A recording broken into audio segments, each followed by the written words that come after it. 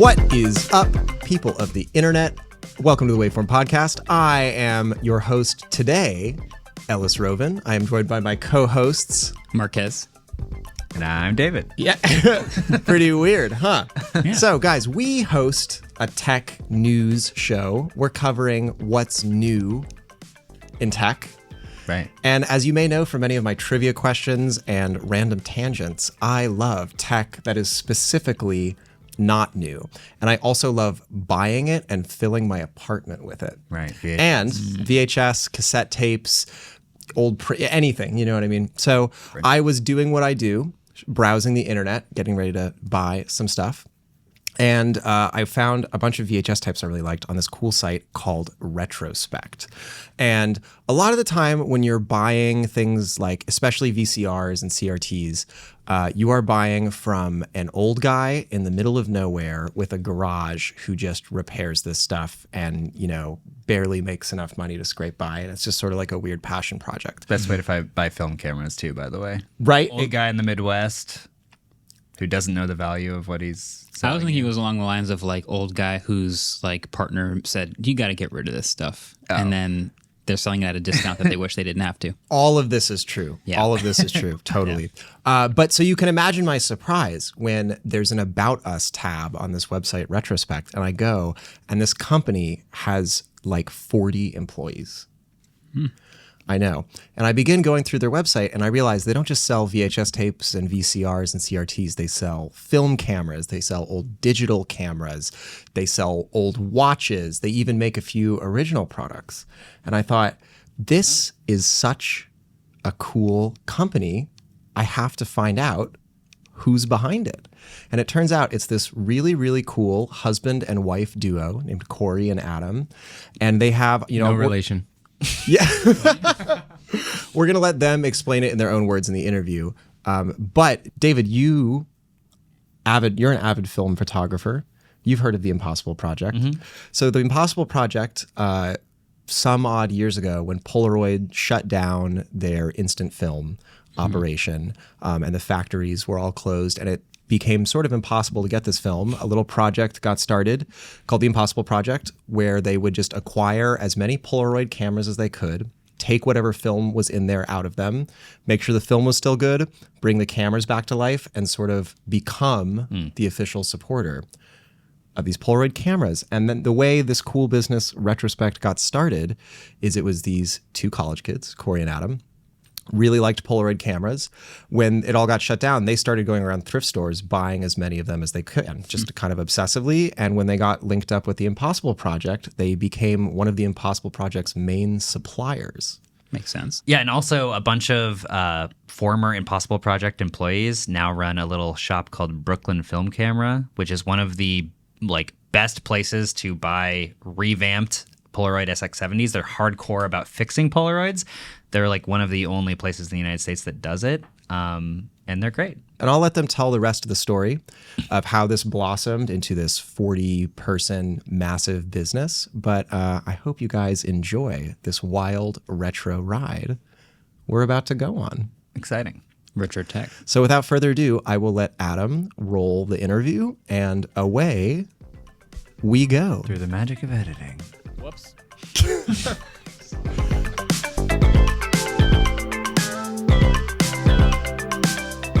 I know it is not a Friday. We will have a normal episode for you then. But for now, we have another cool midweek bonus episode. And longtime listeners of the podcast will know I always want to talk about CRT televisions and analog videos and VHS tapes and VCRs.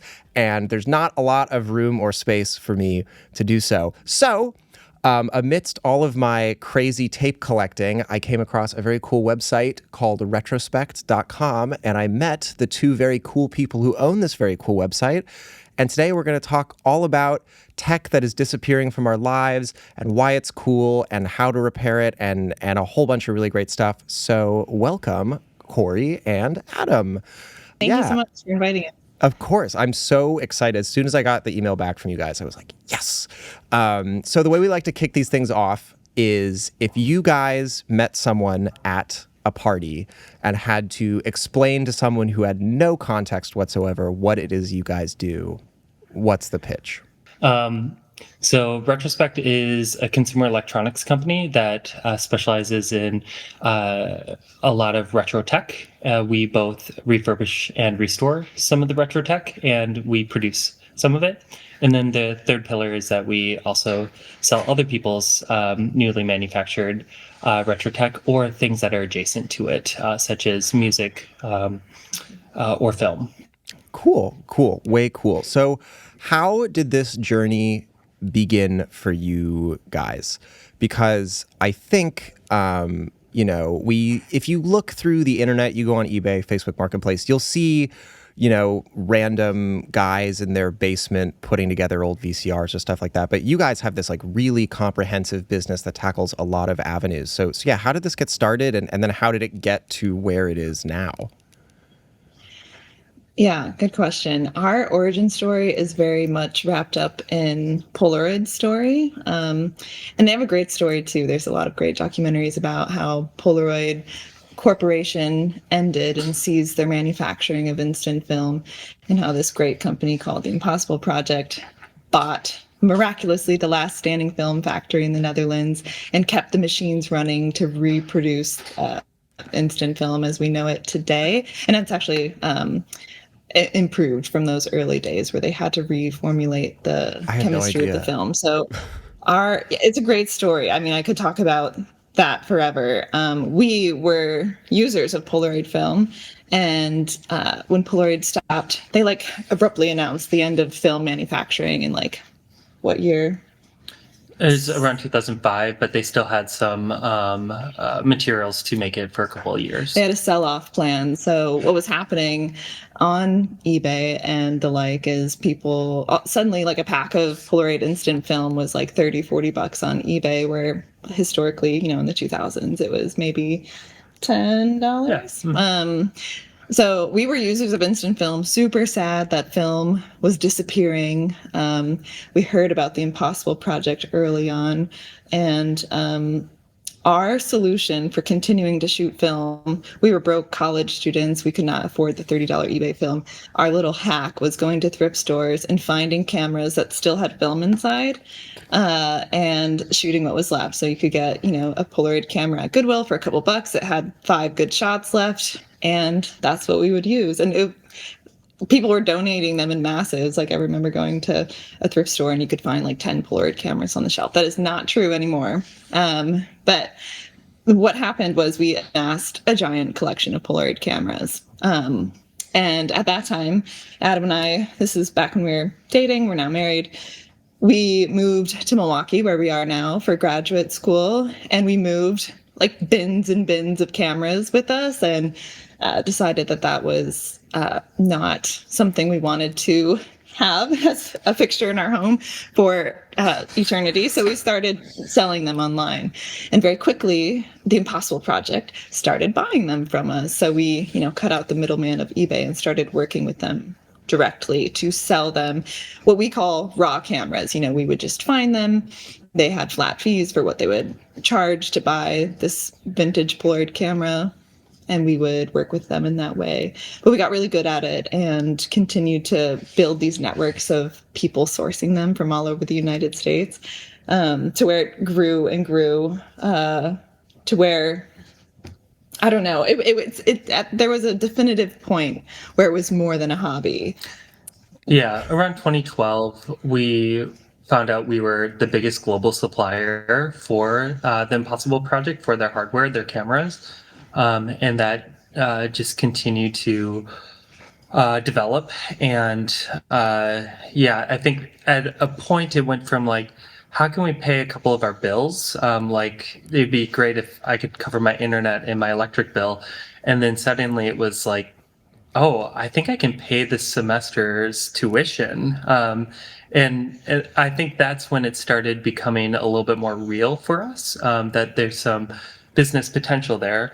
But we assumed it would just kind of fizzle out. And our goal was well, if we can get to a good point with our student loans, by the time, the Impossible Project stops buying these, we'll feel really satisfied. Yeah, but that didn't exactly pan out that way. So I guess backing it up a little bit, what they were doing with these cameras is internally, both in Europe and in New York, they were refurbishing them themselves and reselling them with their newly made Polaroid film. And yeah, so we were supplying raw cameras. What eventually happened is Adam and I were approached by their headquarters, which were in Berlin at the time, to take over the refurbishing and repair of the cameras. And we didn't truthfully know exactly how to do that, but we said, okay, let's do this. And we figured it out. And they were very generous in providing us training from original Polaroid employees from the factory in the Netherlands. They flew out and trained me and Adam and a few of our first staff members to do this. This is when Adam was done with grad school. I had just finished. We had to make a conscious decision to be like, okay, well, I guess we're not doing that. And we're going to start this business instead. Which was wild at the time, but in hindsight, so amazing. I feel really fortunate. It feels very serendipitous. We were very passionate, and I think that's what they liked about us is our passion. We're huge Polaroid diehards. We're still collectors at heart and really love the product and the brand. So we had nothing to lose. We were broke, or a little less than broke at that point, but we still had student loans, and it just felt like, well, what's more. Like, oh no, my debt. Like, I already have a ton of debt. Like, more crippling debt potentially that I'll never get out of, or perhaps an opportunity to do something that that it didn't feel like a door that was going to reopen. And it always felt like the career was a door that could reopen at any point. But it's definitely that was the point in which it became a business. We went from a sole proprietor, to an LLC. We filed the paperwork. We named the company Retrospekt and hired staff. So that deal wrapped up in early 2015, and it really accelerated our business. I mean, it accelerated it to the point where it started it, and then really helped us grow from there. I'll let you pick up. Yeah, I mean, I think there's a lot that can be said for those years of primarily working on Polaroid products, but I think to skip past that and talk about, well, okay, clearly that's not all we have on our website now. At a certain point, and we still work very closely with Polaroid, we're licensees. They're awesome. They let us do a lot of really cool stuff. I think we'll get into talking about what we do to those cameras, which is a cool hybrid of like restoring the vintage internals and re-injection molding the externals and doing cool collaborations and partnerships. But we found it wise eventually to not have all of our eggs in one basket. And we had all of this intellect that we were gaining with our team about how to repair 80s and 90s electronics. And we, as a phase 2, decided to pick another product to start refurbishing. And that for us was Sony Walkmans.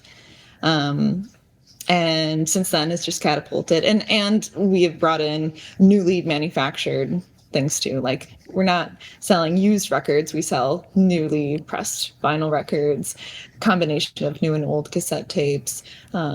A lot of the 35 millimeter products that we're putting out right now are newly manufactured. So just like anything that falls under the loose umbrella of retro tech inspired, our site has kind of turned into more of a lifestyle outfitters one-stop destination for all of these retro tech things.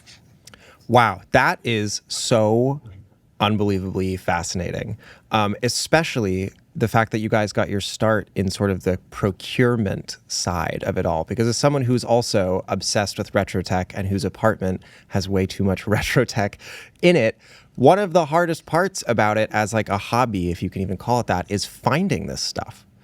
It's like, it's actually surprising that, even for me, who lives in Brooklyn, which in a lot of ways is sort of like a retro tech mecca because there's so many people acquiring and maintaining it. It can be so difficult to find a VCR in good shape. It can be so difficult to find a CRT where the flyback transformer isn't whining. You know, there's all this stuff. So how early on when you guys were collectors, before it was a business, how were you actually getting these cameras? What was the secret sauce?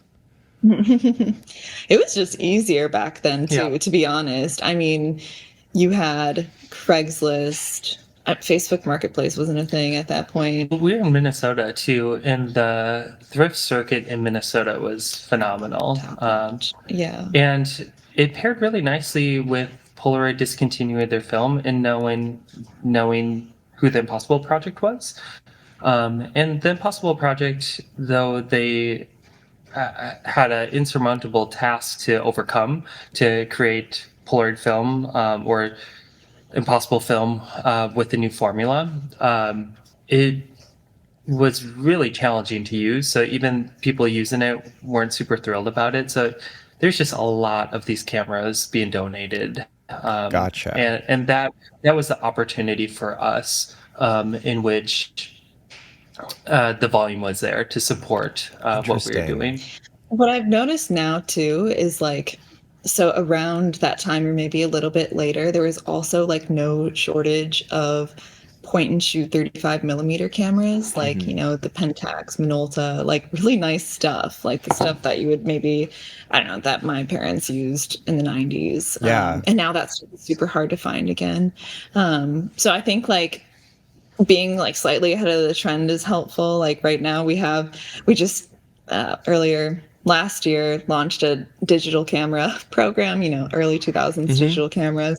And those you can still find at thrift stores. You know, you just have a certain group of people who are donating those things. So I think it just depends on like what's trending. But I totally agree. It's really hard to find good stuff right now. And we pay a lot for it. You know, like our stuff is priced accordingly with the fact that we have to source it and pay a significant amount and have yield loss like crazy. One of our main criteria for bringing a program in is that it has to have been mass produced in some capacity, because part of our repair and refurbishment process is really dependent on taking multiple parts and fusing it into one working part.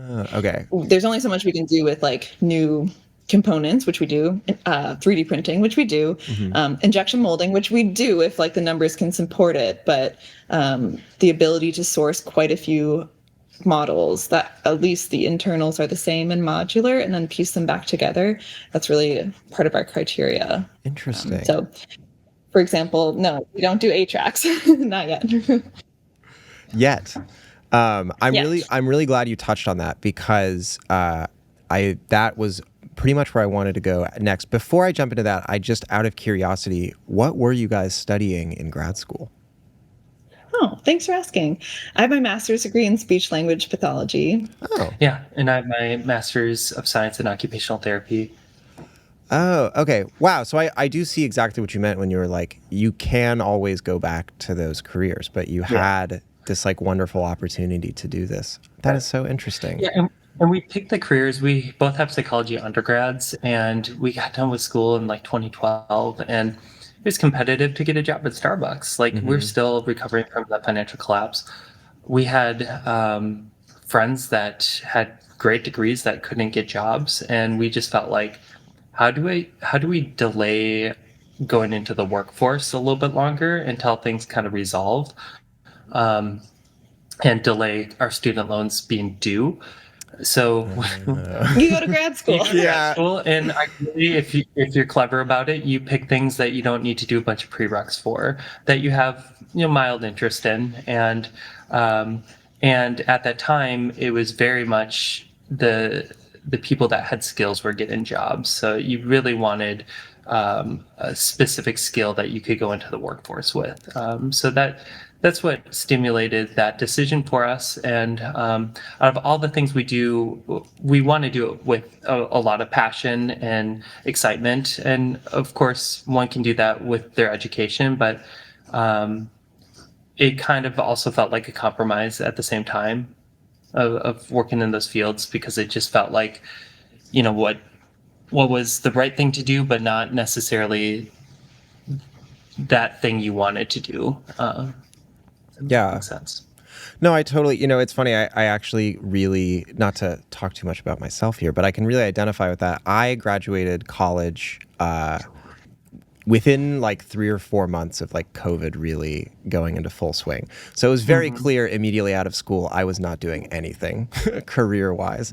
And especially since I had graduated with a degree in music, which nothing like that was happening. And I fell into podcasting sort of backwards, and for a long time felt like, oh, I'm doing this thing that actually has nothing to do with what I'm really interested in. And lo and behold, it actually led me here, which is very nice. But thank you for sharing that about you guys. I have a few more sort of Midwest core questions for you guys coming later. But Great. I want to talk about the tech. And I would love for you guys to walk me through the whole lifespan of you guys finding something like a Polaroid camera or a Game Boy or an old iPod, it entering the Retrospekt shop, getting posted on the website, and ending up in a consumer's hand. So like, what state are you finding these things in? How much love do they actually need? Is it different device by device? Yeah, the whole cycle. It varies based on the product, but whatever we were able to come up with for refurbishment and repair process for Polaroid cameras early on has been largely replicable for other products. And we've looked at and studied and come up with like quality assurance measures and have very formal documentations and processes and checks that these things go through. And by the way, we carry a warranty too, because there's some just unpredictable things that can happen with these items. They're super fragile. I think the SX70 folding Polaroid camera is a great example. These cameras came out in 1972. We're not making new parts. We are opening them up, servicing them, and putting them back together and trying to make good, judicious decisions about what to replace, what still has life in it, what's cosmetically okay, what we want to update or replace with other parts. I think things come up in pretty scary conditions, but depending on, with the Polaroid cameras, we have the ability to reshell the external, so cosmetics aren't a big deal. Like I touched on earlier, because we try to source things that were mass produced, we always have this element of expecting yield loss, and what's broken on one isn't broken on another, and we can take them apart, put them together, steal this part from the PCB, put it on this part, stuff like that. So but it varies on the product, and we have so many different product groups now for refurbished stuff. But Yeah, I would say the ideal is we source things that no one wants and that are destined for landfill, and we are putting time and energy into it to save it and make it useful. Because there's not a whole lot of value in a company just going online and buying things that work and charging more for it to the end consumer because they put a warranty and they clean it. That is not interesting to us, and I'm sure there's a business model out there for plenty, and that's fine. It's just not how we're interested in running our business. So whenever possible, we want items like that in which, unless a technician opens it up and services it, it's not usable. Is there And like I a think it's sort of- too far gone? Like do you see things where you're like, Yeah. no, that's not coming back? rust. Rust is a big one. Yeah.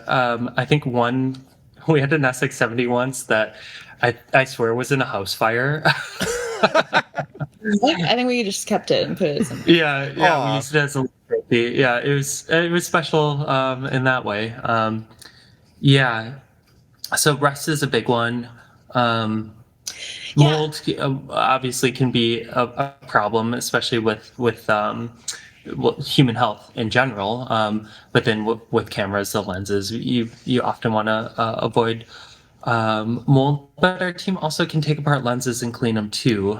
So we do that process on moldy lenses also. So even mold to some extent, if it's in the lens, isn't always a problem. I think another challenge is plastic ages and gets brittle, or as we all know with more white tone plastics, they yellow with UV damage. That is not fixable. We do have a full paint booth though. Like that was another avenue that we explored to try to continue to save some of this stuff and not throw it away, is refinishing it. And that was an interesting step to just like build out this whole like professional paint booth. It's really fun. Like it's really cool. We probably could do more with that and probably will over time. But we're always thinking of new ways to save things. Yeah, the paint booth is a whole different tangent too, because that really goes into, we have it for the Polaroid cameras, the custom ones that are injection molded, because a camera is a mobile darkroom, and instant camera is, and not all colors you run are light tight. So we have a paint booth actually to paint the inside cavities black of most of our cameras. Like when we first started manufacturing these externals, we learned that plastic is translucent if it's colored, and then they were all light leaking. And so we coat the internals with a light tight coating. Yeah. We were working with the engineering firm that helped put together some of Polaroid's cameras in the 90s and worked at Polaroid. And they're like, yeah, we did colored stuff, and you just had to put like some tape on a couple of key spots. And we're like, great. And they're like, here's the spots you need to worry about. And then we got our first one back, and we tested it outdoors, and it was just like the most horrendous photo you've ever seen. And we were really panicking about what to do, because we spent a lot of time and money on the tools and on the plastic, and we had purchase orders for the colored program that we were doing. So, but it caused some really cool innovation on our end. Painting inside of a cavity is miserable. So there's a lot of, it creates so much turbulence and overspray. So getting that dialed in really took a long time. But now we have a really good process for it. We have a full booth, and we have a full-time staff member. That's all she does. So do you find yourselves, when you are approaching a task that you don't have a background in, like painting the inside of a cavity, do you find that your strategy typically is get online, figure out how to do this, do it yourself, or is it hire someone with the expertise that really does it well? And that answer may have changed over time too. Mm-hmm. Yeah, we typically, sometimes we should go online sooner than what we do, but we often just try to troubleshoot it and problem solve it. I think, the higher education in general, a 4-year or a master's degree just teaches you how to critically think through situations. And, the scientific process is applicable every single day in the work that we do. So you just start thinking critically about it and figure out what's going to work. You talk to people, and then of course, if you're like Corey and you're significantly smarter than me, you'll go online and look at other resources. There's no shortage of amazing information on the internet that people put out there for free about how to refurbish and repair things. I'm sure we've looked at a lot of it. A lot of it's developed internally. We have an amazing repair team with a lot of incredible knowledge that they've brought to the company.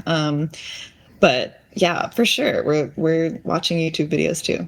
It's funny that you guys bring that up, because in my time of dealing with all this sort of retro tech stuff, I also spent a lot of time on these forums, and I've noticed that there's a clear emotional difference between people who are more casual collectors and then the people who are actually keeping this stuff alive. Where in Walkman forums, for example, you'll still see people who are like, oh, you have this model, you don't have the mega base. Oh, what are you doing without a direct drive? Loser, you know what I mean? And then as soon as you go to the forum where people are actually repairing these things, it's the most kind, loving, supportive dialogue you've ever seen. I swear, people have taken the time to answer the dumbest questions for me in CRT repair forums.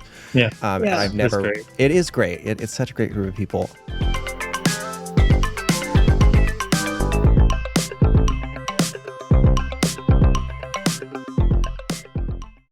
Welcome back. Still Waveform podcast. Marquez, David, Ellis.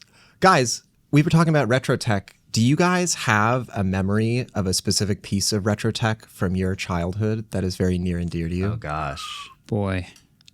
Yeah. See, whenever I talk about retro tech, people get mad at me that it's not old enough. So when I think of retro tech, I think Canon T2i. Yeah.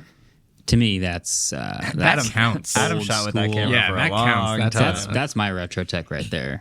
The first thing that I thought of was hit clips. Hit clips. Do you remember hit clips? I do remember hit So clips. for those that don't know, do you know what hit clips I are? do not. So before the MP3 player, before the iPod, Well, that's why I don't.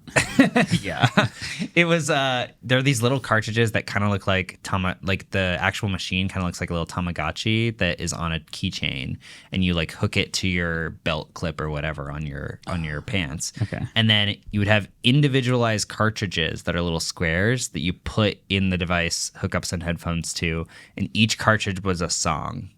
Each one cartridge. It wasn't one even a song. whole song, I don't think. I It think was it just was- part of the song, pretty sure. I think it was a song. I think you're both right. I think some of them had full songs, but a lot of them were just like the big chorus and like maybe the a verse. TikTok. Yeah. So like You see how before- good you kids have it. Before you Wow. go on iTunes and buy an 60 individual seconds, song. that's it. Yeah. Oh, 60 seconds? Oh my God. Wow. Yeah. Before you go on iTunes and buy a whole song for 99 cents, you'd have to like go to Kmart and buy a 3-pack of, the first one I had was NSYNC.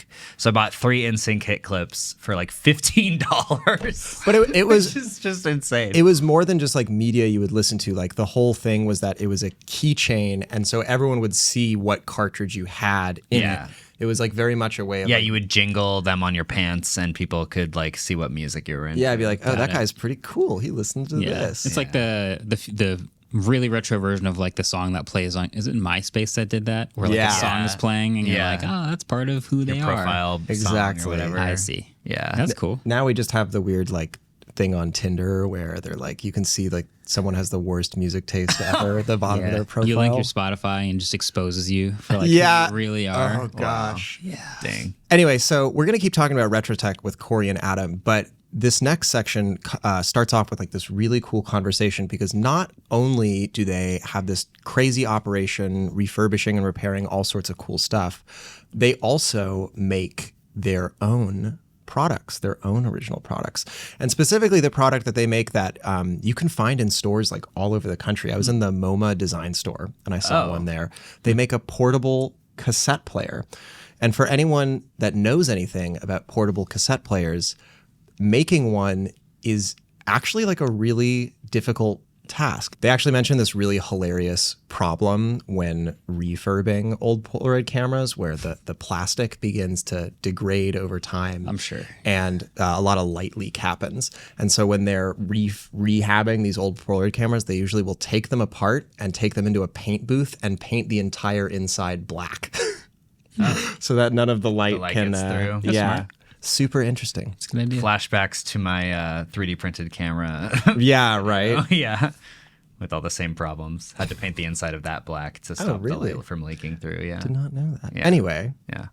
in this next portion of the interview, I nerd out with Corey and Adam about the differences between a 2-head and a 3-head cassette deck. And of course, forgot to explain what that actually means. And I could try to explain it to you now, but we have a very special guest with us perched on Marquez's chest. Should I And ask the pin? I was wondering what the pin would say is the difference between a 2-head and a 3-head Is it similar to a cassette deck. 4-head?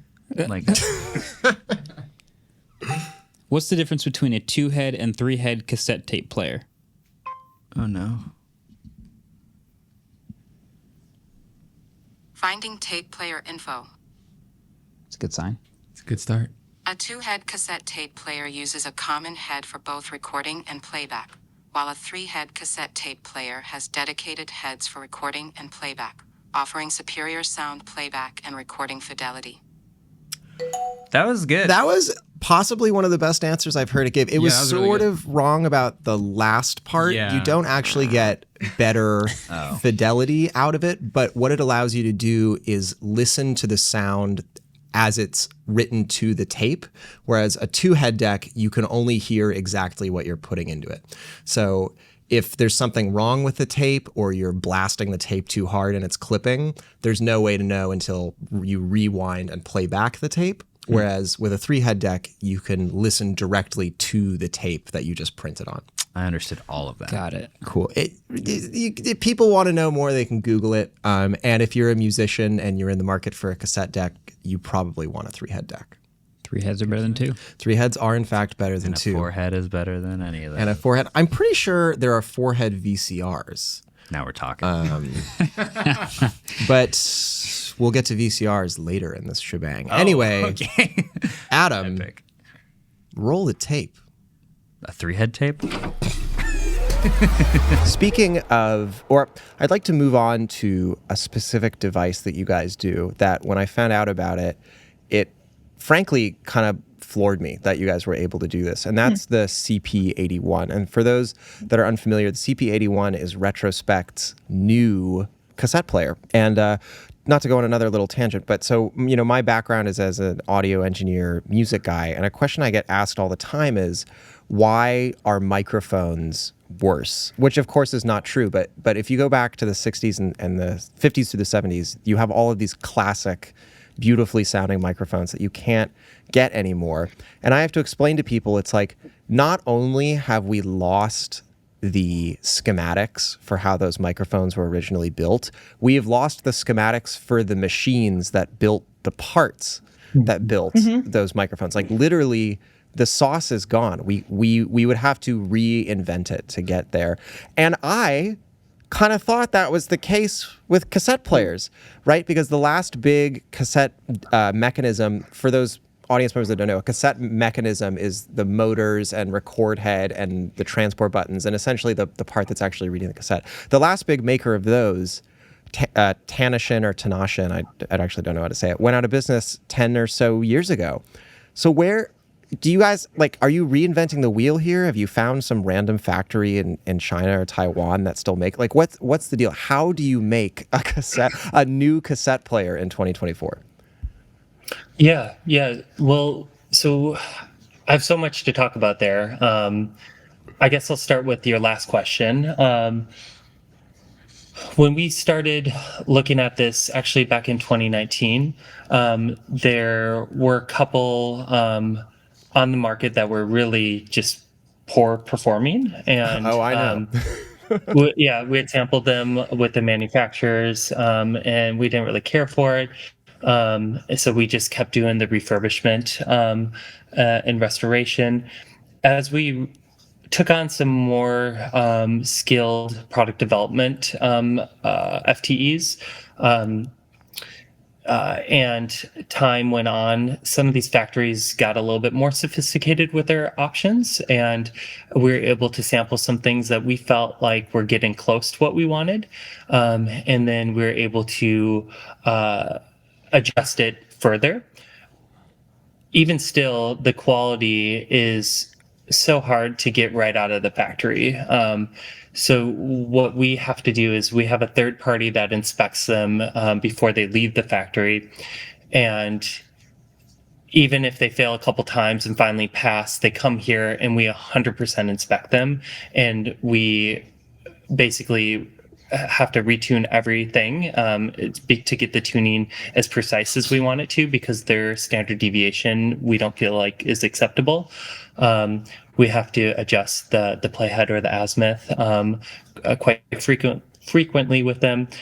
We have to do a lot of other internal fixes on these players. So,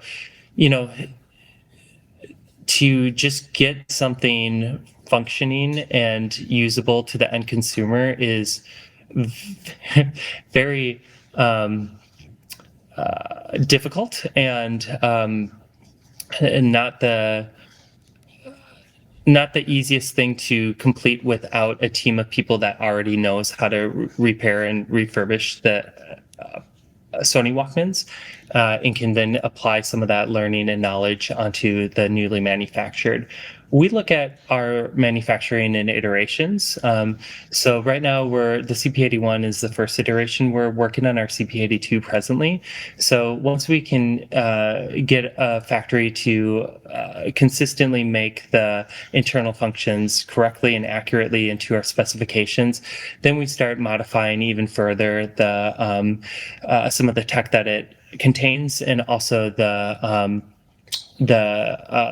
industrial design of the unit. So our goal is to have our CP82 on the market within the next year, that we can then get in front of a wider audience as well. The CP81s really just are, it's further dipping our toes into the water. I guess, we're kind of at waist level in the water right now. The dipping our toes was with the Sony refurbishment process, and that was doing really well. These are continuing to do well, but before we jump all in and are ordering, tens of thousands of something, we want to make sure that we have the quality nailed down. We have the supplier and the factory exactly working to our specifications, and that communication is strong before we really go big and have like a larger program that might be in more mass retail.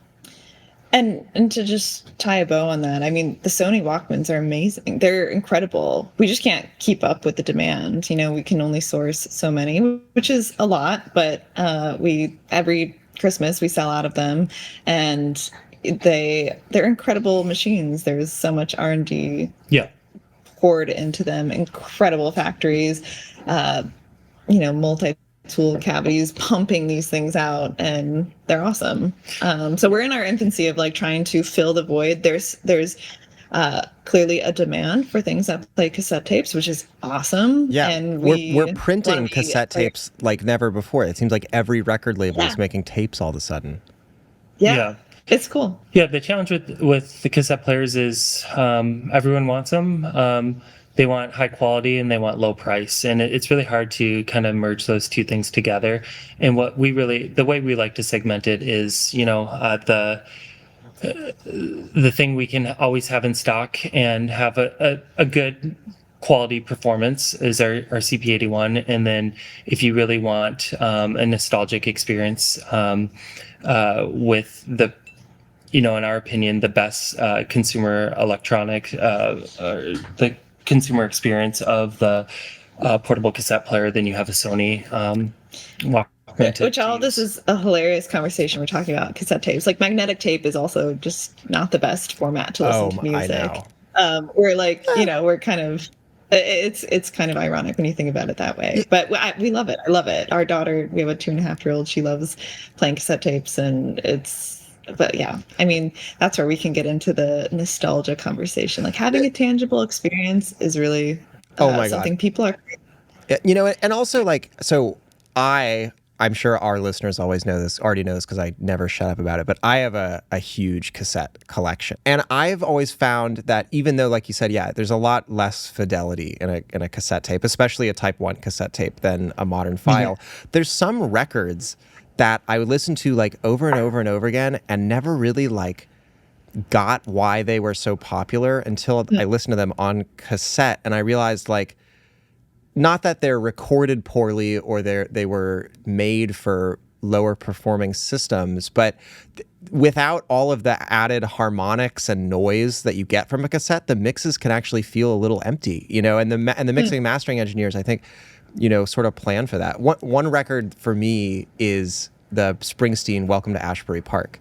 Like I listened to that over and over again and never gotten it, and then I got it on cassette and was like, yes, this is so great. That's cool. This might not make it in the final cut of this episode, but as a diehard cassette user, what are the odds that the CP82 has a 3-head mechanism? Probably not. Yeah, probably not. That might be a 83 or 84. Totally.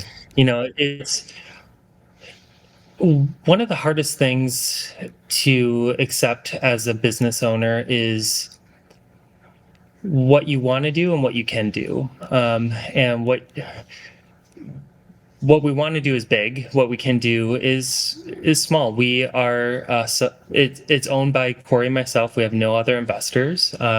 We have no venture capital. It's us two, and this is it. It started with that small investment of by us two when we started of a couple $100, and it's kind of ballooned into this, and that's what we can. That's every time we look at VC funding, we Die a little. Die a little bit inside and come back to like, I rather have it go a little bit slower and be what we want it to be long term and get to this finish line, than try to explain to investors why we should make something with a certain way, even though the average consumer might not care or appreciate it. So it causes this slower pace to iteration in for product development that we're not always super enthusiastic about, but it is the best decision for our company and for our ability to be around for the many years and hopefully be available for our children to run one day, or for someone to be able to buy and have a really nice That business. makes me think. A question we get a lot of is like, oh yeah, I heard Polaroid's trending, or I heard vinyl's trending, and it's like we've kind of surpassed. There are trends. There are trends. There are micro trends. Like I feel like the digital cameras and iPods are maybe a little bit of a trend, but I think like instead of it just being a trend that comes and goes, it's more of like a door opening of like there's this whole new generation interested in retro tech, and they will keep coming through the door, and we're here to like provide an experience for them. So like I felt like a natural question to that was maybe like, well, what if tapes aren't as big of a deal by the time we're ready to make a 3-head player? It's like, well, I think they will be. Yeah, I mean, there's only so many forms of tangible music too. Sure. So, and mini disc. the reason I asked about the 3-head player specifically is because I got into. Sorry about the mic there.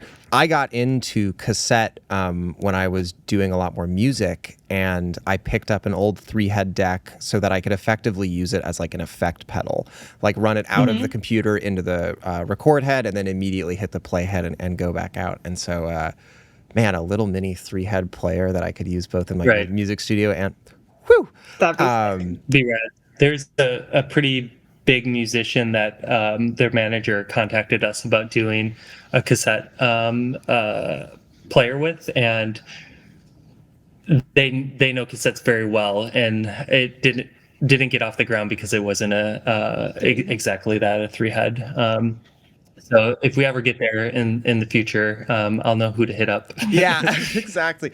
I have a few more tech questions, but first I have to ask, does that sort of thing happen a lot where either like an individual person or an artist or maybe a design or a full studio or a full company go like, oh, I need this retro. Oh, they're the guys. Does that happen a lot? Mm-hmm. Yeah, most of our opportunities are organic. We had to wear a lot of hats, and there's no way we can do it all, there's no way we can hire other people to do some of this stuff. It's just so expensive to have people in seats that are just there to reach out and to collaborate and hopefully make something happen. So oftentimes we have people coming to us, and occasionally we'll reach out to people and hope for the best, and a lot of times it does work out, but you might have to cast a pretty wide net of dozens of people, and you hear back from one or two, and that's, you have to be okay with rejection, and you also have to figure out how to tactfully reject others, and I actually rather be rejected than be the one rejecting. I don't care. I want everyone to be my friend. I want everyone to like me all the time. It's a disease. It's a Midwestern. There must be something in the water here where we just all want that. It's hard to say no. It's hard to say no. Yeah. But yeah, we get a lot of requests from prop houses, from. I bet. Yeah, that like TV, like we need it tomorrow by 10 a.m. Please, can you send this? And yeah, it's fascinating. Our products have been in a few TV shows, but not like branded placements. Just like, oh yeah, we have this old thing. Well, if you need a specific model of something so that it's period correct, I genuinely don't know where else you'd source one that you knew was going to work if you needed it to. Yeah, if you needed to. My CRT at home that I use for all of my random CRT stuff was actually a prop on the Hulu Wu-Tang show, which I think is how a lot of that stuff ends up staying alive. So we've been talking about Walkmans, Polaroids, these devices that have complex mechanical systems, and of course mechanical systems that go bad and that you guys then need to go fix. But you also mentioned Digicams. And how, yes, Digicams they're having this resurgence. Actually, just today on the subway, I saw someone doing some street photography with a little 5-megapixel dude. But a Digicam has almost no mechanical parts. It's a bunch of solid state components. It's a bunch of chips. Yeah. So how do you actually repair that? Or can you, like, what does that look like?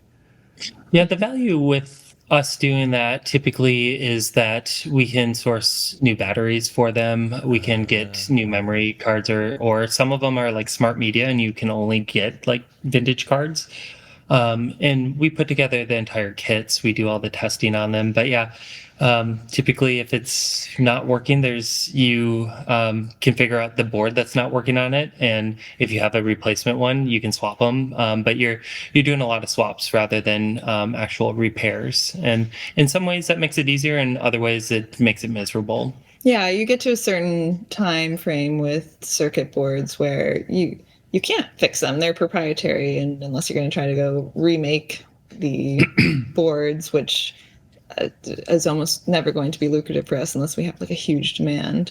Yeah, it's definitely like just kind of making it an easy experience for someone to get into. I think camcorders is another one that's like profoundly confusing to people. Like, it's not super simple to record on VHS and digitize that. That's just not as simple as like plugging some things into some things. You need a lot of stuff. So kind of giving people the tools they need to take on some of these hobbies. I will say though, like what has happened historically for us is that's how we've started with a product like digital cameras, and then they like all the broken ones just get like stored in storage, be like our hoarders and keep everything. And then suddenly something comes up where we can fix one key thing that often fails, or decide to manufacture something that solves the problem.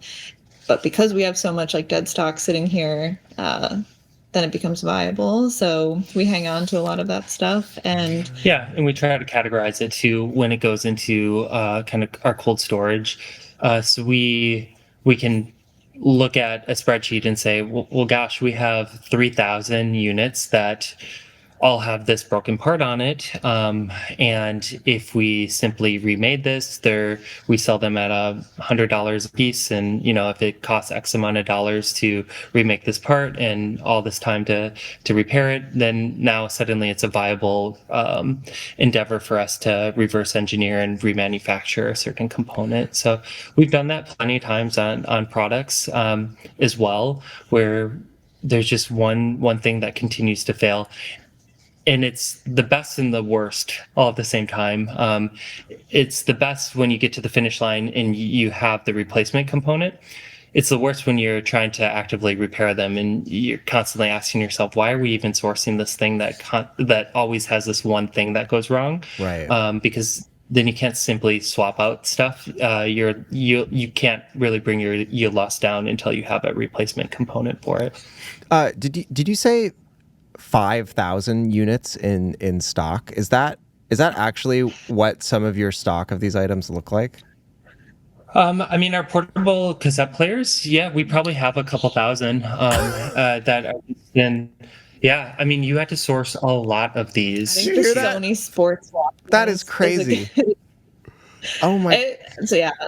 It's fun to go digging back in our storage, like open a box. There's a lot of cool stuff. There's so much cool stuff. The sports Walkmans are notoriously obnoxious to work on, and we kind of like set those off to the side of like, well, we'll deal with that later. And so there's just bins and bins and bins of sports Walkmans. I need to go. We have a lot of some really cool stuff in storage that either you don't have enough time for, or you don't have the replacement components for.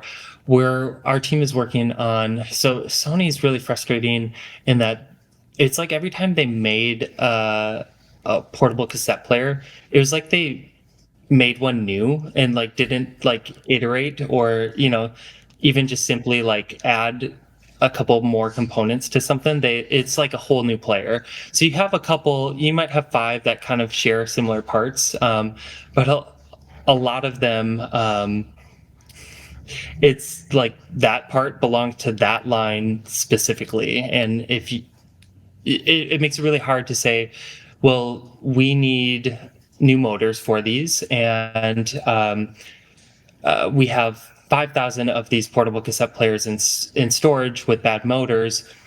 Let's just buy 5,000 motors. Oh, the minimum order quantity is 10,000. Okay, well, whatever. We'll get to we'll need them at some point, but they're not all the same motor. You might have then 50, 60, 70 different motors that you need to yeah. And they all have different space envelopes for them. So it's not even just as simple as dialing in the speeds on them. It's space constraints, and the Walkmans are complicated in that regard. The Polaroid 600 cameras, on the other hand, are they're so modular. They were designed to just change like the external, like cosmetic appearance, but the internals largely stayed the same, and it made it really easy for us to reverse engineer the external moldings. Well, yeah, and it goes into the entire point of the Polaroid camera was to sell the film. So it's like making a printer. You're selling it at cost or even at a loss so that you can sell the film. So there's no reason for them in the like 80s and 90s to keep reiterating, developing anything past just new outer housings on them, and just modifying things as needed. But they're very, very modular and a very nice product to start with in terms of just building our experience with putting together a bill of materials and reverse engineering boards and figuring out how to lay things out in Eagle. And so that experience then can kind of catapult us into some of these other products.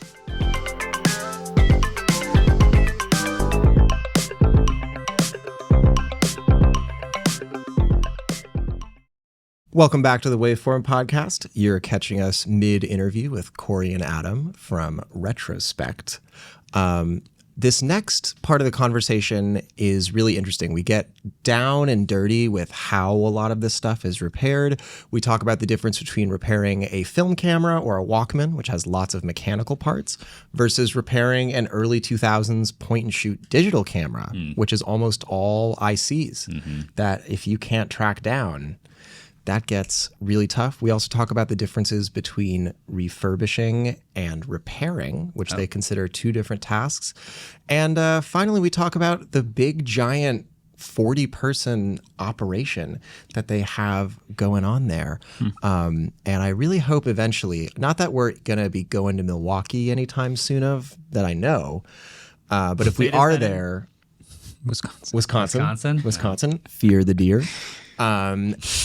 But one of the coolest parts that they just sort of casually dropped during this part of the interview is that they have some cold storage where they keep products that have either not been repaired or aren't listed on the website yet. And they said they had tens of thousands of Walkmans.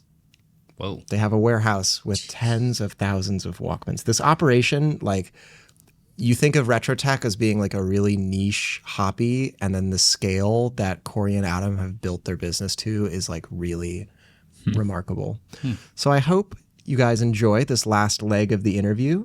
And without further ado, I'll pass it back to Corey and Adam. So clearly you guys are working on a really broad array of tech that you're bringing back to life. And as we've been getting ready for this interview around the office, everyone has been begging me to ask you guys some right to repair questions, which I've been hesitant to do so because A, I don't want to, put you guys in the line of fire of any tech companies, and B, it doesn't seem 100% relevant to what you guys do. But I am curious, do you feel like modern day contemporary tech is actually more difficult to repair than the stuff of yesteryear? Because some of the things that you're describing just sound like a nightmare to fix. Yeah, but I don't know, the microprocessors and chips and circuit boards, they're protected and proprietary, and you can't. Yeah, I mean, that's the whole problem we're talking about here, right? Like, I would say for sure stuff today is harder to fix. And the fixes that we're doing, they're easier in the sense that ideally you can find a replacement board from a manufacturer and just replace it. Or you can go to the company's website and buy the component, or you can bring it into an authorized dealer that has access to those replacement components. But as soon as you don't have those replacement boards available, there's not a whole lot you can do with a lot of that tech. And from our vantage point, there may be people out there much more sophisticated and talented than we are that maybe think otherwise and believe and know otherwise. But from our vantage point where we're sitting right now, they pose their unique challenges in their own way. We're just more comfortable in the space that we're in, Right? Because we have experience Of course, doing it. Which it almost feels crazy to say out loud, right? Like one of the things that you guys sell refurbished on your site are VCRs. For people that don't know, which I would assume is most of our audience has not opened up their VCR or even owns a VCR. A VCR head is a drum at a very specific angle that's spinning at 1800 RPM. And if it is even 1 or a tenth of an RPM off from that speed, you have no picture. Like the VCR literally does not work. And it feels crazy to say out loud. Like, yes, it's easier to maintain that mechanical system of perfection than it is to just have more chips. But for some reason, that is the world we've found ourselves in today. yeah, I think a lot of those products were designed to be opened up. They're easy to open often, and they're designed to be serviced. And people that clearly did it and made careers out of servicing TVs and VCRs and other technology like that. I've had the pleasure of meeting some of those guys typically that have done that and seeing their workshops and what they're doing and deciding if that's right for us, to bring on some of that repair capability. And and some of it, by the way, is like super dangerous. This was one of your questions you had. We do not open CRTs. It is just like, no, we are not doing that. Like the ones we have on our site are dead stock that we found buried in a factory somewhere. Wait, they're all. I might have to go buy one. That is so dope. But yes, also, I should say that before I hurt someone. Don't open any electronic that you don't know what you're doing, but especially the big three: guitar amps, CRTs, washing machines. Don't open it, even if they're unplugged. You can electrocute yourself to death, even if they're unplugged. Yes. Anyway, sorry, Corey. Did not mean to interrupt you, but no, thank you. I think PSA, you did. Yeah, make sure everyone's getting the right message here. Yeah. And some of the smaller electronics, the Polaroid cameras, they have a little capacitor on the flash board, and I don't remember the voltage offhand, but it's dangerous, and we have a lot of training to make sure people handle them safely. So for sure. Cool. Well, I'm glad that you started talking about the people, because the thing that first made me convinced I had to interview you is when I was on your website and I hit the About thing and I saw that you guys have like 25 employees. Do I have that right? It's actually more. We're so bad about updating that page. I checked before we hopped on, and it's 40, which is so cool. We feel so lucky to work with cool people, but we're here every day. We all work in the same building. There's people in this room with us right now just working about their jobs. 40 people. That is incredible. That's more people than we have working here. Like we have about 14-ish people here, and I'm always like, damn, we're so big. But so what tell me about how this staff is comprised. Is it like you guys running the show and then you have 38 repair people? Do you have like a small team of business people? Is it mostly people on the business end and then a small repair team? What's it looking like? What did we come up with? We were looking at the list before the call. It's like 50-50. There's about, do you say there's 10 people in this room? or like Yeah, in the office. in the office area, that kind of office positions. And then there's customer 30 service. people that work on the floor, but within the factory space, there's customer service and a fulfillment, and we have that team. That's the same team. And we do that strategically to prevent burnout, so that people aren't just answering customer service questions all day, every day, that they can get up, move around, touch grass, just reorient to life and not have to always be in front of a computer screen. And in customer service, you deal with the most enthusiastic people and some of the most difficult people, and there's sometimes feels like very little in between.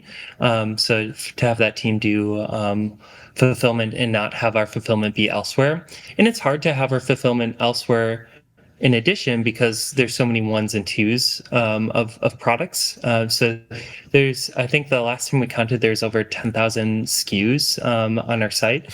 But that's because there's so many one-offs, right? Like I just posted to our Instagram today, like a WWF 35 millimeter camera. We're only going to get one of those. There's only one. We're not going to restock it. And then that SKU lives on Shopify forever. Right.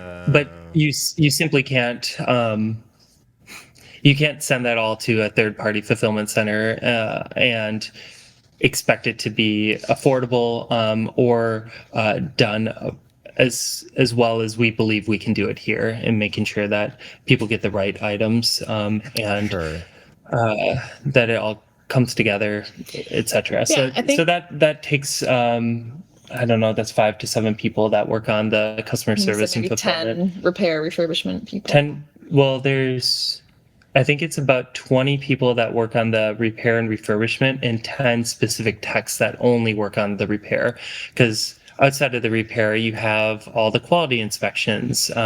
You have things like the SX70 cameras have leathers on them that need to be taken off, because that's how you access all the hardware to take the camera apart.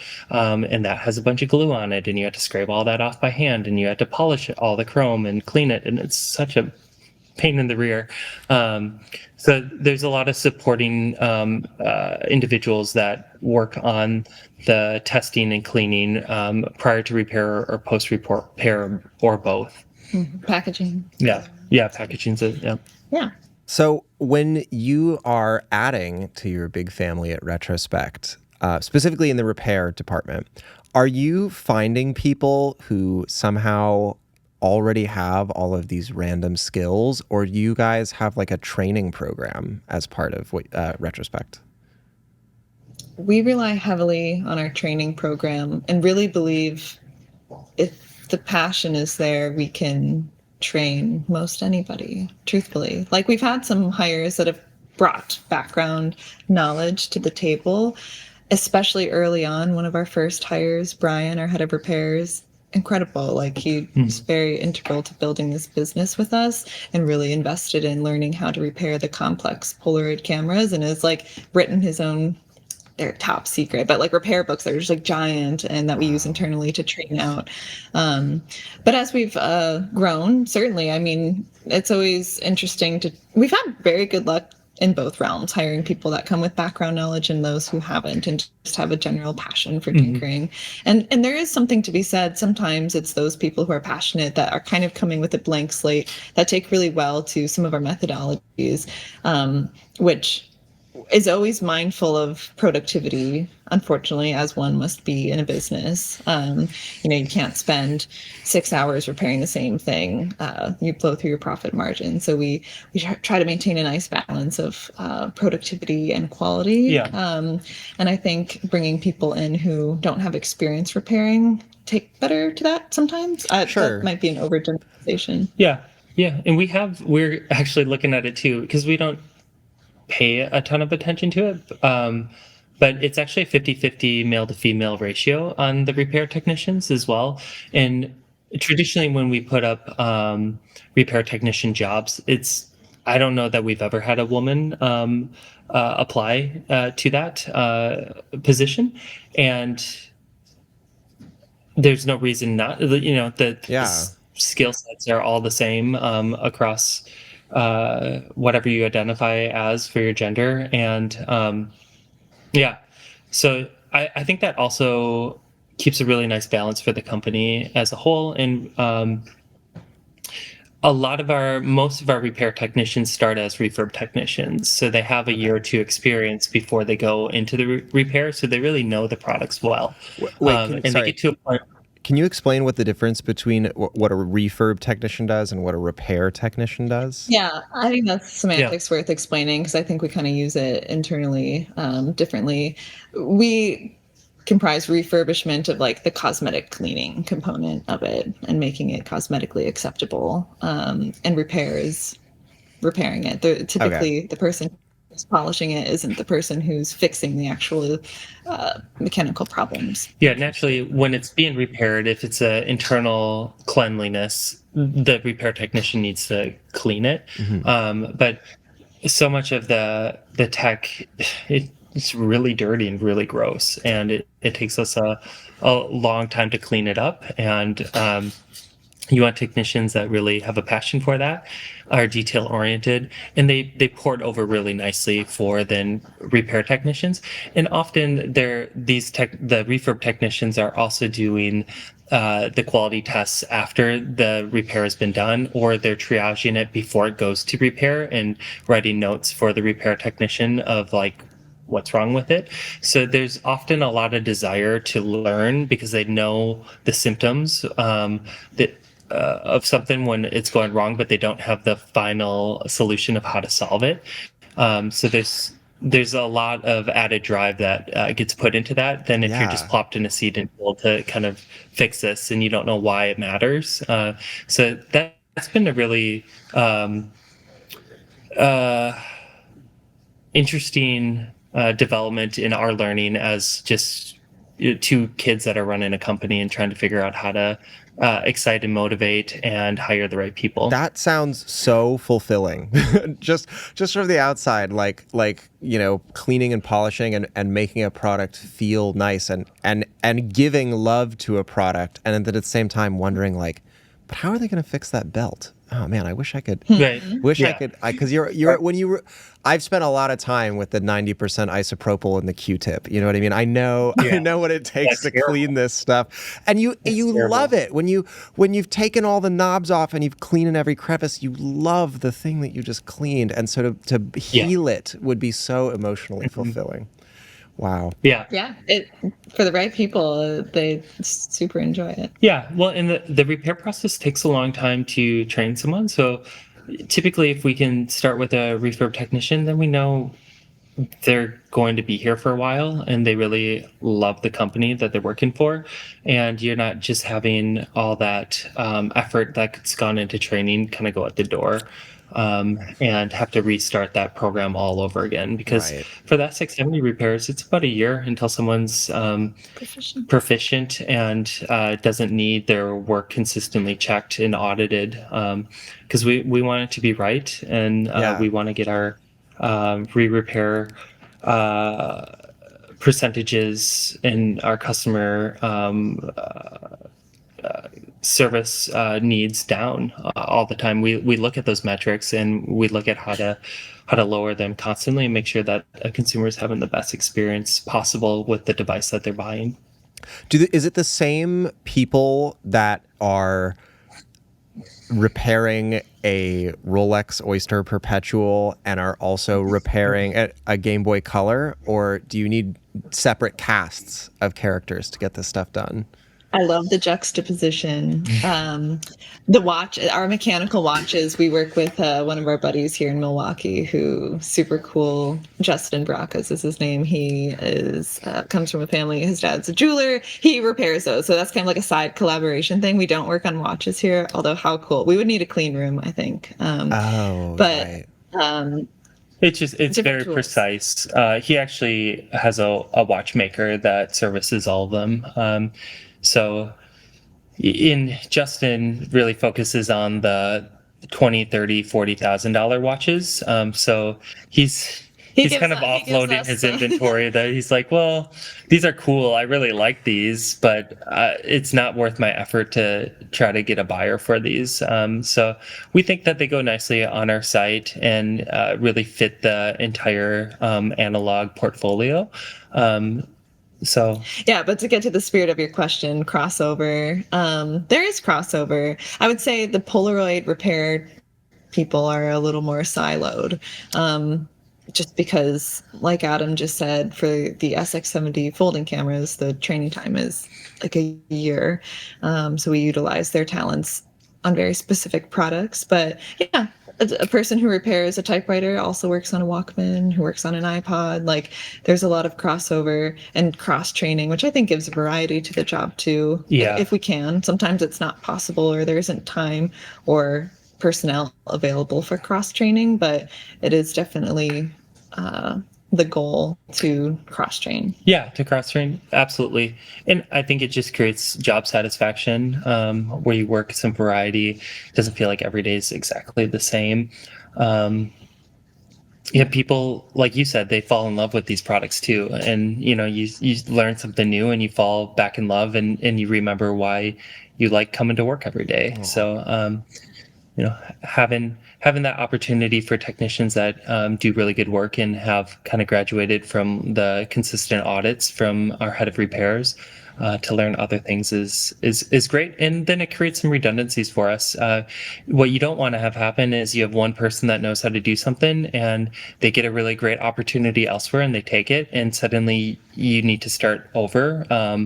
With a repair technician that doesn't know anything about that, and you have no one to train them, or the person that was doing that day in and day out isn't around to give them that initial training.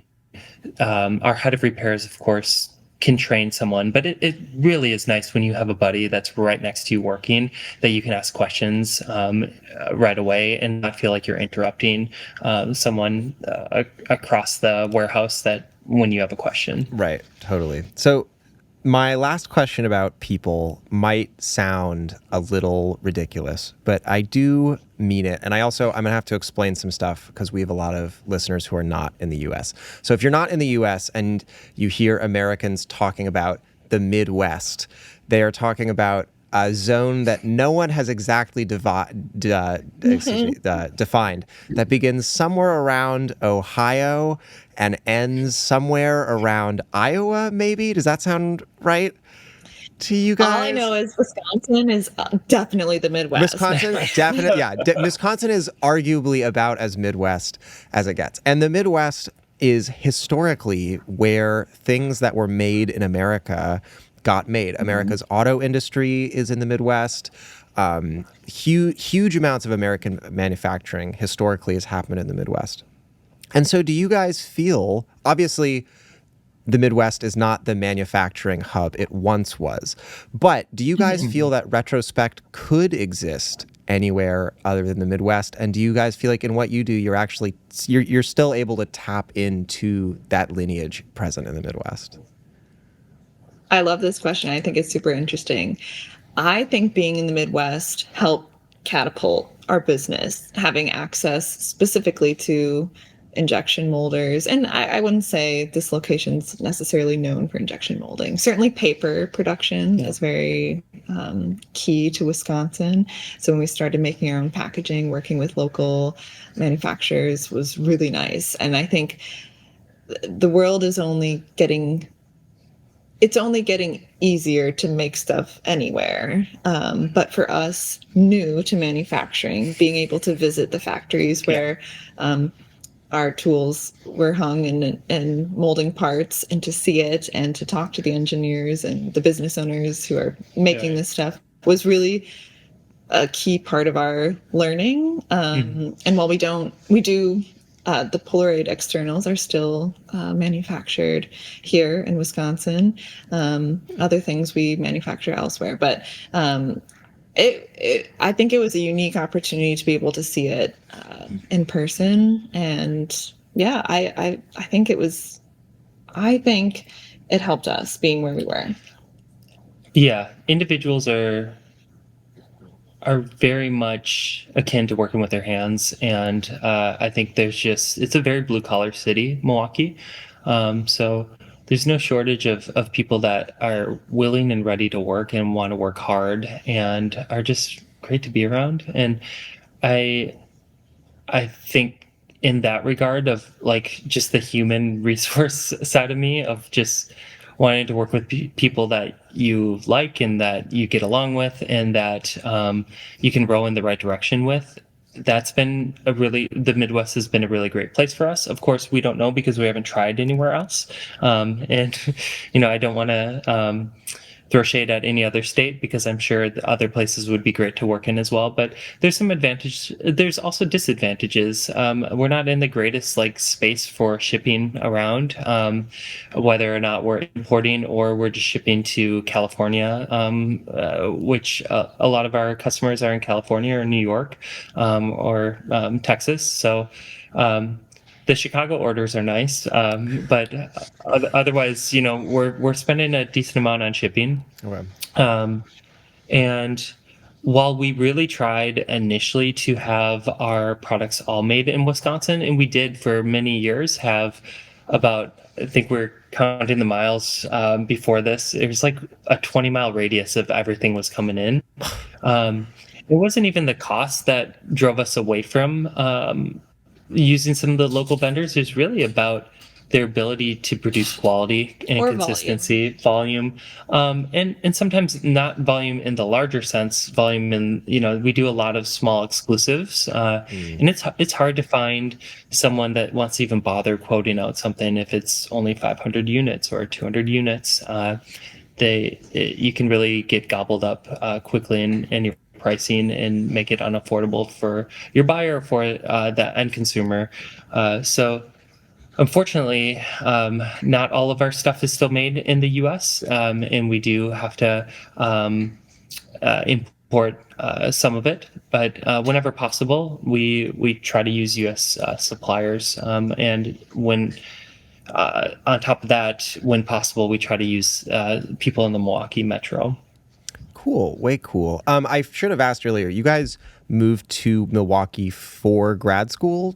Did I have that right? Or did you move after grad school and something else brought you there? We're both from a town in Wisconsin called Appleton. Okay. I think it's probably a city. Is it a city? I don't know. It's like 2 hours north of here. So Wisconsin is home. We went to Minnesota for undergrad and then came back home. Yeah. To Milwaukee for graduate school. So this is still where our family is. I think in terms of dreaming, like we'd love to do Retrospekt LA or Retrospekt New York and like try to make small versions of this, especially when it comes to like we repair. People can send in their own cameras and things of that nature, like have multiple locations. But yeah, for now, this is home and we're happy to be here. The second there's a Retrospekt New York, I'm kicking down the door. Can we talk a little bit about your guys' space? Because on our last phone call, you mentioned that you have what was the square footage, if you don't mind me asking? 15,000, and then we have a warehouse where we store, like those cold storage items. So kind of dead stock inventory of like portable cassette players we can't do anything with at the moment. We'll go into a cold storage facility rather than renting out additional space. That kind of makes sense for us. So yeah, it's a pretty decent sized footprint. We're like, we could easily fill up 30,000. Like it wouldn't be difficult whatsoever. We're very tightly packed right now, and it just comes down to where do we want to spend what little money we have? Do we want to spend it on a building, or do we want to keep developing products and iterating our devices? And that is where we decided to focus our time and attention on, and we'll just make the best out of the space we have in the meantime. Can people come visit you should they have a reason? I believe on your website I saw that you have a small showroom now. Yeah, we do. the space we're renting now is perfectly set up for this little room in front where we showcase some of our stuff, especially people. We work with a local film lab to facilitate film processing just because they're a little farther west and we're closer to the metro part of the city. But yeah, people can pick up their orders here. They can shop our little selection. They can shop online and get something pulled up from the back. And we do, upon request, give tours if we're available. It's not a great shopping experience. I wouldn't recommend. Yeah, don't come shop. Like, we have a lot of work to do there. But It's definitely an afterthought. if you ever are in the area, and especially if someone knows that they're going to be in the area and they want a tour, I've had people email our customer service team before, and if I'm not around or Core's not around, someone else will give them a tour. Oh my gosh. We love sharing what we do with people. We're very private about what we did initially when we only had one buyer, and it was Polaroid. It just felt like we don't need to brag about the business that we're getting. We're not trying to sell to other people. So we're just this quiet business that just hummed along and supplied Polaroid stuff. And now, since we are direct to consumer and B2B and have many other customers than just Polaroid, we get to share what we do, or we feel like there's value in sharing what we do. And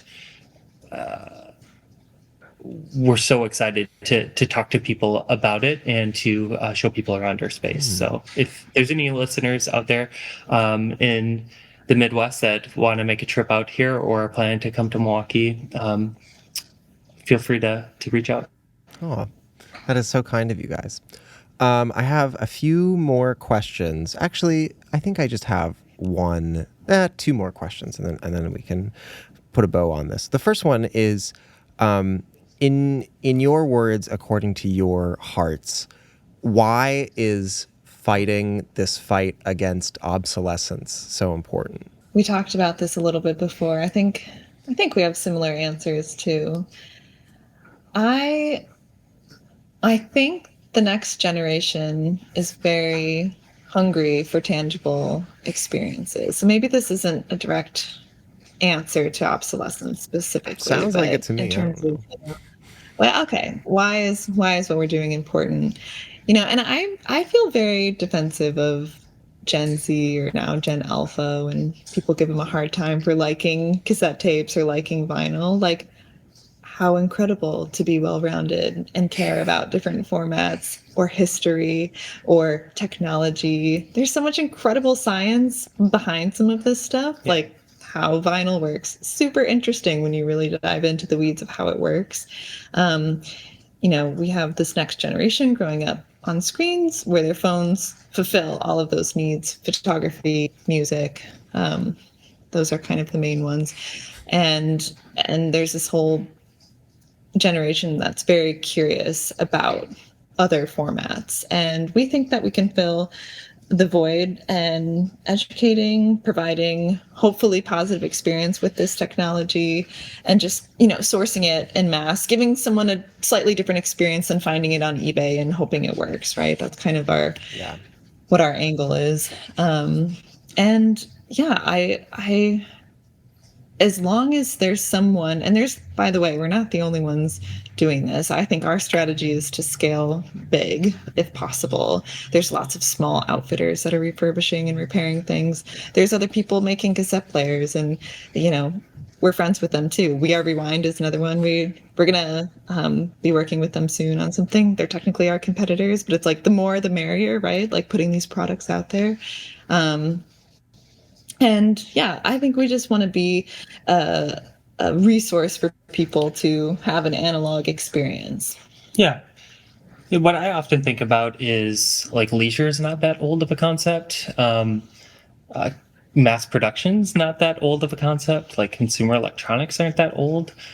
We're still figuring out what's good and what's not. And I think for many years we just let the wheels of capitalism decide. And now there's just now the consumers are deciding a little bit more, and they're saying, and there's access to a lot more of this stuff thanks to the internet. And I think it gives an opportunity for us to live in both worlds. And I'm not going to use my 35 millimeter camera for every photo I take, but I'm going to use it for some of the really special, meaningful moments in my life. And just like I'm not going to listen to every single album on cassette, but if I'm at a concert and I don't want to carry around a record, it's much easier to support an artist by buying their cassette, and you then have a souvenir from that experience, and then you also get to relive that experience through tangible media, and I think that's great. And both can exist without conflict, and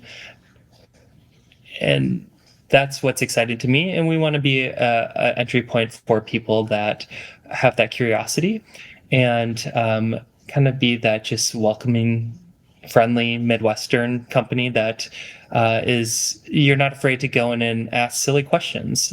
We've all started by asking silly questions, and we really welcome that and want to serve that population of individuals, whether they're Gen Alpha or baby boomers. It doesn't matter to us. Yeah, we have customers on both sides. Yeah. Wow. I loved that answer so much from both of you. I think I just want to call it there. I think I want that to be the sunset. But before we do go, if people want to find you guys, where can they find you? What do you want people to click? What do you want people to know? This is your time to share anything that you would like to share. Oh, thanks. Yeah. Retrospekt.com. We spell retrospect with a K at the end instead of a C. We hang out on Instagram the most. Sadly, we haven't really dove into the TikTok world, but maybe someday. So Instagram is where, and honestly, I still do a lot of the GMs. So you can come talk to me there if you want to. Yeah, we have, if someone wanted to shop with us, it would mean a lot if it was on our actual e-commerce website, retrospekt.com. We have some things up on eBay, some things up on Amazon. But yeah, we have a program going into Urban, a program going into Kohl's. So there are some things that you might be able to find in your in the city you live in. But yeah, certainly the .com would mean a lot to us. Yeah, that's really it. Great, guys. Thank you so much for doing this. This was such a blast. I cannot wait for... This was just so great. I've been waiting for so long to have this conversation on the podcast. So thank you very much, Adam, Corey, Retrospekt.com. Go check it out. You will not be disappointed. Thank you guys very much. Thank you so much. Appreciate it.